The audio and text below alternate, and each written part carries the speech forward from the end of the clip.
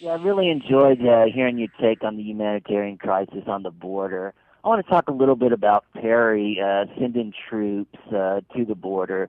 This is a quote from Think Progress piece called "The Deal with Migrant Kids." Texas governor plans to send National Guard to the border by Nicole Fatto. It says Perry's announcement comes several days after House of Representative members introduced a resolution calling on Perry to recognize other governors in border states to send National Guard troops to the border. Perry's move could run into constitutional problems. The Constitution's Supremacy Clause prohibits states from interfering with areas of regulation that have been preempted by the federal government, and the U.S. Supreme Court has already invalidated provisions of state law that seek to legislate on immigration reform.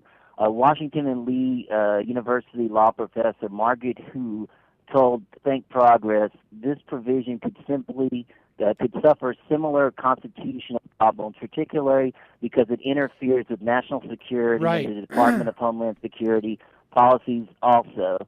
So, I mean, why isn't Obama saying? Well, let me tell you what Perry's doing to get around this.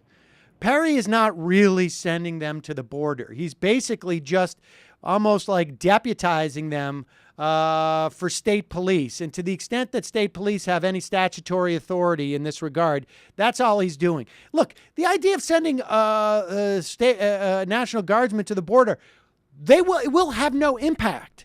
These kids are not trying to sneak into the country. They are walking up to the immigration guards and saying, take me into custody. I'm a refugee. And so this is going to have no effect. This is just more Rick Perry preening. But, you know, the bottom line is the problem is that there is a vacuum. There is a political vacuum here because you have a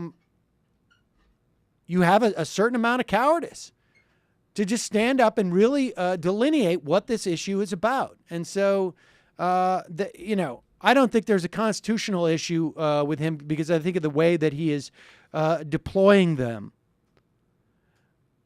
You know, they're supposedly just deployed to deter criminal activity by drug cartels and human smugglers.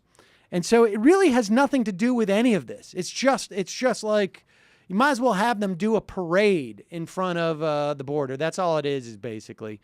But the problem is that there's a political vacuum and it's being filled.